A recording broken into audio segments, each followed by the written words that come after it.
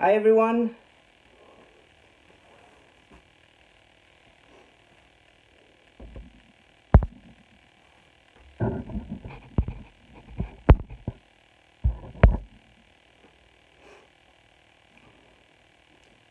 Hi everyone. I'll just give a couple of minutes so people can join in to the video. Great to see the videos before. It was a lovely, very nice workshop. Hi. Hi Chris. Hi USA. Hi Jens. Hi.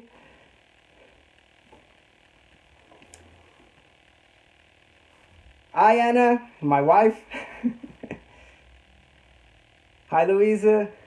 I just saw your video today, Louise. I missed it last week, and it was very interesting. Yeah, I think we can start now.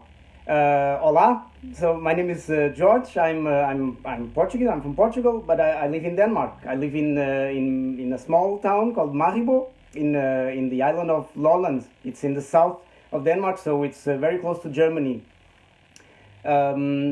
This is I think I will start with a tour of my small workshop. I'll just flip the camera. Yes. So it's a very small workshop. It's the machine room. Ta-da! It's not printing machines. It's washing machines. But so it's basically I took over the room and I took over these 3 walls, and it's basically my letterpress studio, if we can call it that. Here on the left I have my inking stone, which is also a freezer, but it works. I have some inspiration on the walls. Not exactly so much of my works. I don't print posters, but I have inspirational stuff. Shelves with tools and things. For washing type, it could be. Here I made this press 3 years ago. It was actually the first press that I made and used for woodcuts, and it worked. Actually, now it's just used to press stuff in, not type. Here I have a very small cabinet with sledding, furniture, coins. Not much, but it's just enough for what I do. Then here, this is the main table where I have this small Adena that was a gift from a friend in England, George. Thank you, George. It has been nice to use it for some small projects. More shelves, more tools, books, stuff around. And then here on this side, I have the main type that I use on the project that I will show you just a little later. It's my Schauerbacher Nuremberg. It's a German font, and this one is actually made in Germany by Mr. René. I'm pretty sure you know him. I think he's the last type founder in Europe. I think so, if I'm not wrong. Here is the lay of my case.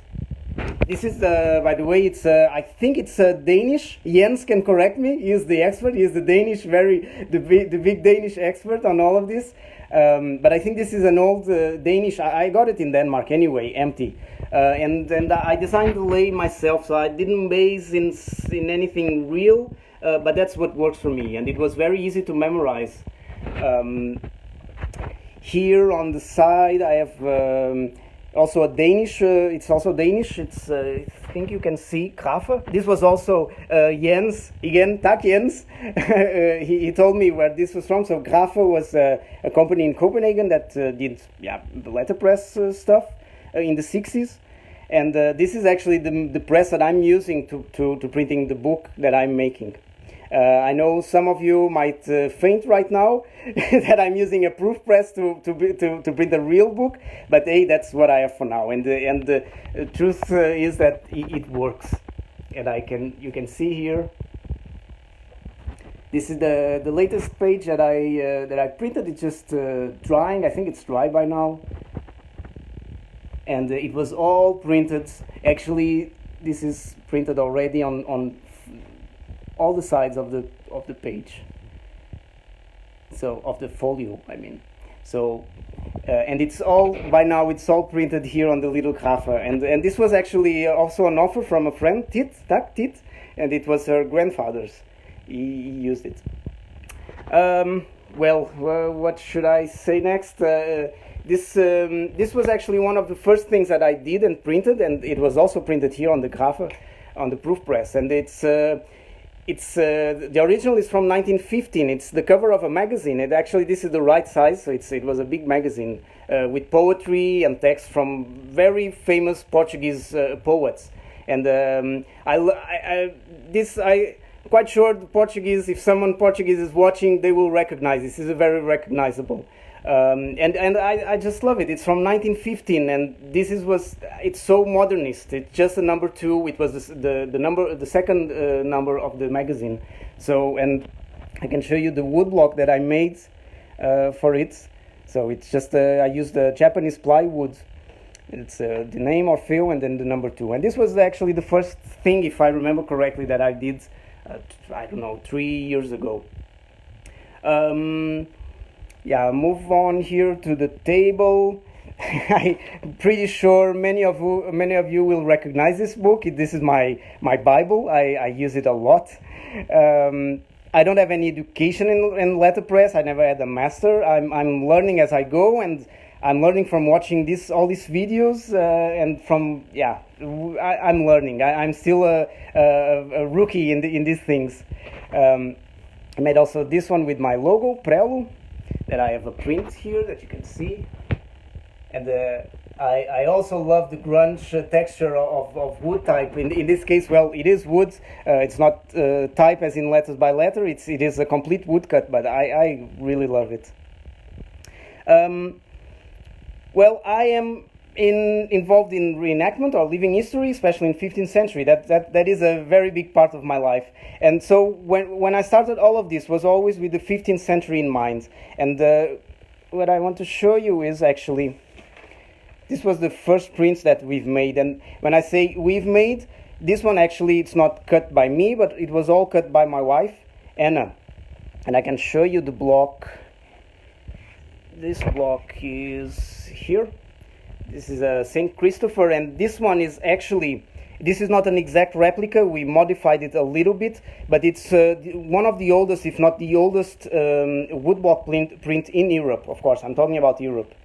The original is in the Netherlands right now. Here I have some more blocks. This was also totally cut by my wife, Anna. She is much more talented than I am. I mean, I can do these things, but when it comes to smaller details and more refined details, she's the one doing it. This is in cherry wood.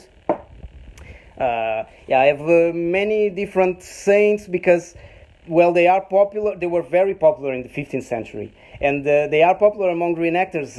People like to have them in their chests and also pasted inside books, and they are so fun to make and also so fun to paint and everything. I use historical correct pigments all the time. This green that you can see on this St. Catherine dress is actually verdigris. It's a copper made pigment, and it's don't lick your fingers after it, and don't lick the print, but it's an amazing color.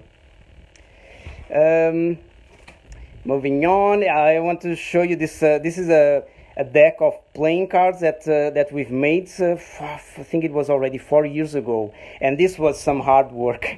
It was my wife Anna that cut, I think, all of the blocks. We designed the elements ourselves, so it's not a copy of an existent playing cards deck, but we designed it ourselves, and it was quite fun, and it was very popular. We sold everything very quickly. And we are already planning another one, but it will take some time. And under here, we have some of the illustrations that we are doing for the book that we are making. And you can see some blocks here. Actually, this print is not on the block, but on the paper, doesn't matter. And again, I am working more on this because I'm getting a little better in this in the wood cutting, but still, it's my wife that is doing the hard work. When it comes to faces and small details, Anna, you have to do it. um, yeah, and then I can show you the book itself. So this is what we have so far, and it's the Fables of Aesop. I'm pretty sure all of you know it because it's so popular since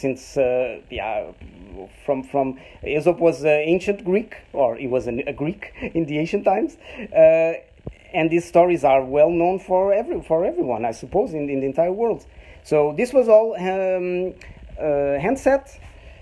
with the sharp archetype. I use, I actually have a very fun story to tell you about the tools that I use. I have old other composing sticks, but I use a wooden one. And a couple of weeks ago, or I don't know, a couple of months ago, I posted on the Letterpress group on Facebook a video where I'm dumping the stick, so passing the compose text from the stick to the galley, and the galley is also made in wood. I also made it. And I got a comment saying, why do you use wooden tools? And another comment, which I love, and one day I will print it and I will have it on a wall as a poster.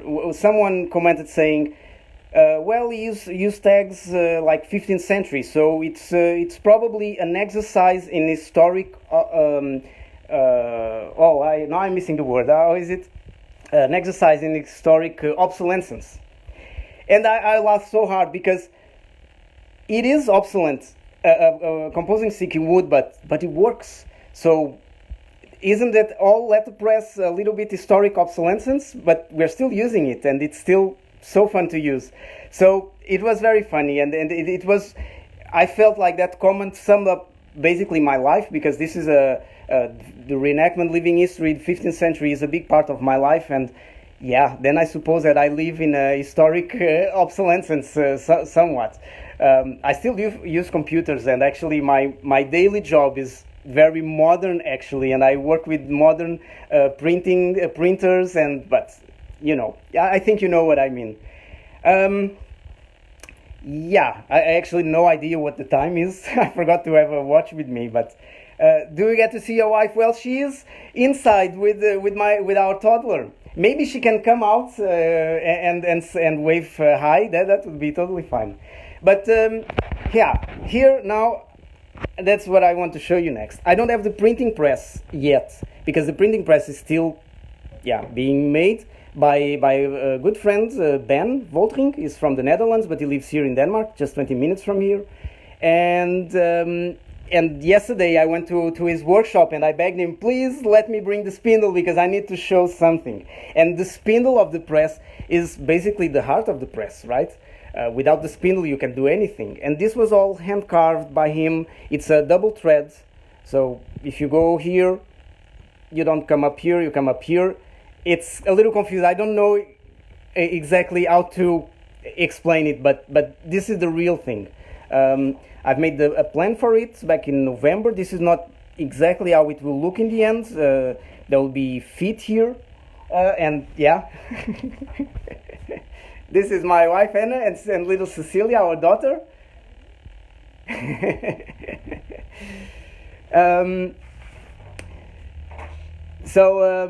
The press is being built, and it's a double thread exactly. And when it's done, it will be here somewhere. I need to remove this table, and space will be a little chaotic. But I want to finish the Fables book in the printing press, in the real printing press. Although it's so fun to work with the proof press, but of course I want to do it in the real one. The plan for the press was actually, this was a challenge. As in, I have this idea for maybe 10 years of having. I wanted the Gutenberg printing press, just because. And this year we actually got an opportunity. We got an invitation. I'll switch the camera around again.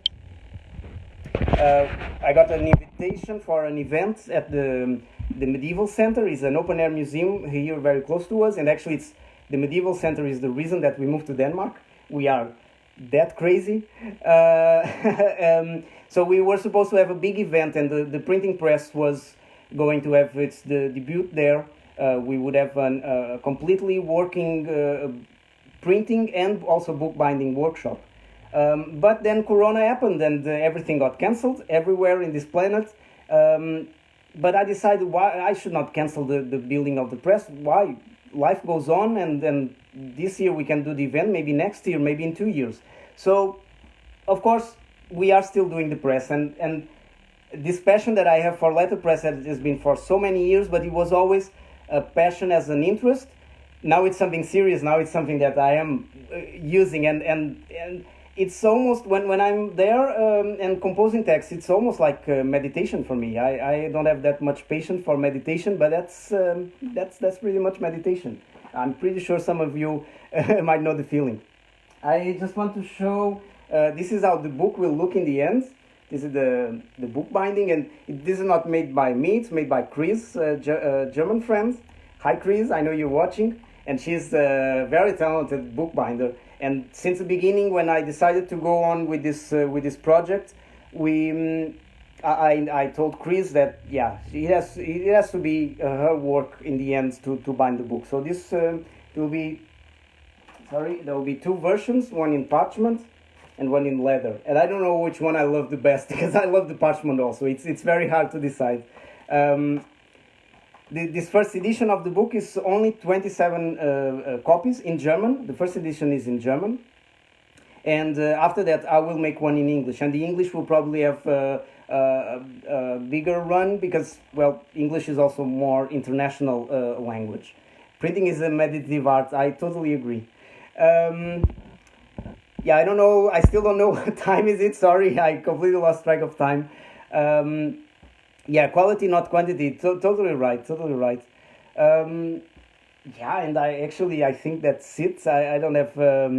It's a small workshop, so there's not much more that I can show around.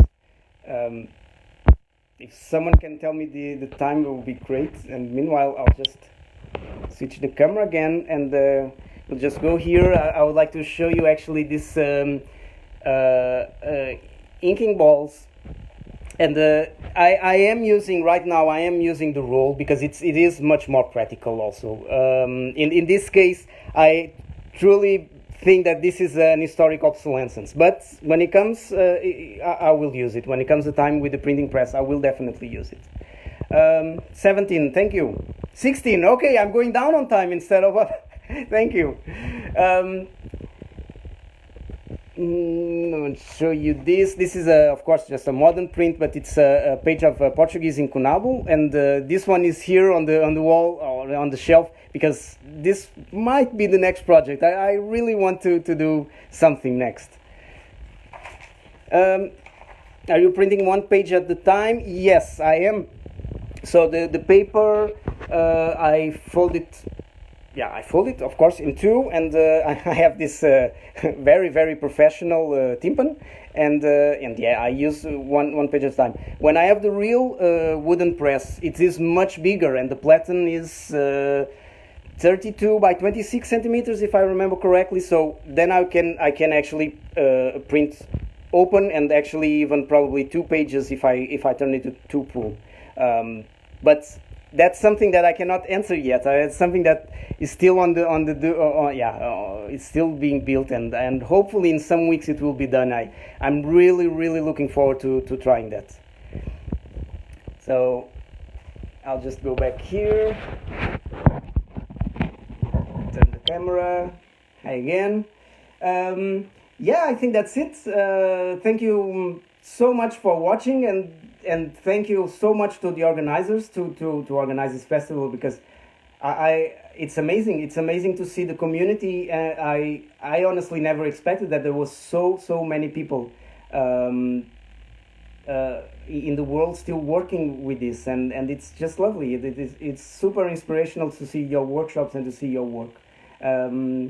So yes. Have you seen the documentary with Stephen Fry? Yes, I did, and I think that was the click, that was the epiphany, that when I saw that my printing press is based on Alan May's work, because, I mean, he is an expert, I'm not. So, I definitely saw the documentary like more than 100 times now, probably. So, yes, thank you so much, and have a nice time. Stay safe. Bye.